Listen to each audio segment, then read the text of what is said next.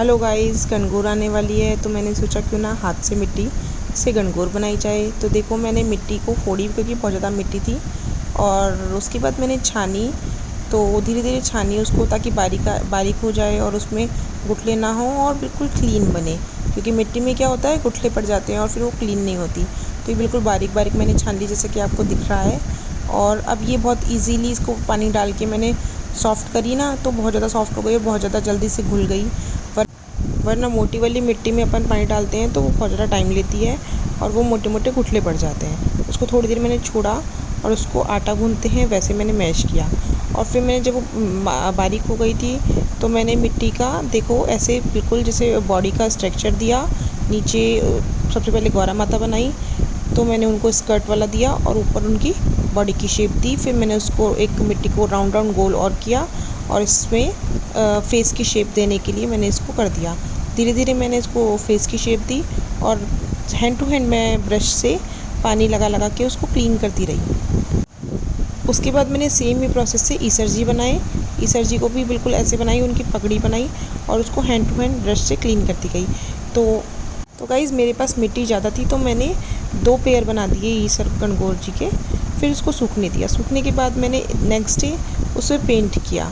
Paint के लिए सबसे पहले मैंने स्किन कलर किया और फिर उसको पेंट किया, सारे ईसर जी को भी और गौरा जी को भी। फिर मेरी नीज़ आ गई थी, तो आपको पता है कि जब मैं पेंटिंग करूँ और उसका फेवरेट काम है तो पेंट ना करे, तो उसने बोला मौसी मैं भी बनाऊँगी, तो मैंने उसको भी दे दिया।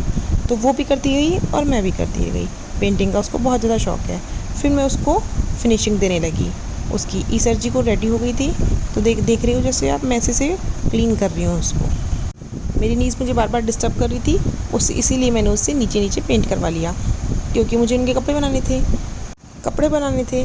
तो मेरे पास छोटे कपड़े रखे हुए थे, तो मैंने उन्हीं से खुद ने गौरा जी का लहंगा स्टिच किया। मैंने उस पर प्लेट्स दी और अच्छा सा, ताकि हैवी लुक आए, तो मैंने अच्छा वाला हैवी कपड़ा लिया। और देखो मैंने गौरा जी की जो लहंगा था उस पर गोटा लगाया और फिर उनकी नेट की राजपूती बेस जैसी चुन्नी बनाई और उस पर गोटा लगाया चारों तरफ। फिर मैंने ईसर जी के ग्रीन कलर की धोती बनाई, उस पर गोटा लगाया, क्योंकि उसके साथ मैचिंग के लिए मैंने येलो कलर चूज़ किया।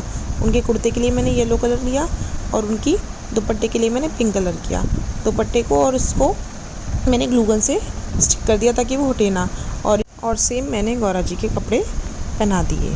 अब आई ज्वेलरी की बात। तो मेरे पास राखियाँ रखी थी और भी कुछ स्टोन्स वगैरह रखे थे, उनसे मैंने कमरबंद और जो भी उनकी ज्वेलरी थी सारी बनाई। कमरबंद मैंने उनके में लगाया दुपट्टे करके, राजपूती बेस जैसी मैंने दुपट्टा लगाया। जो मैंने दूसरी वाली गणगौर बनाई थी उसका भी मैंने सेम ऐसे प्रोसेस किया और मैंने उनको रेडी किया। अब आप देखिए मेरी गणगौर माता और ईसर जी।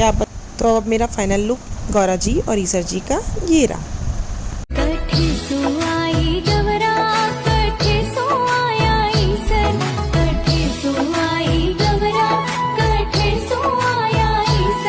ईसर जी की प्यारी गौरा है लाडली बड़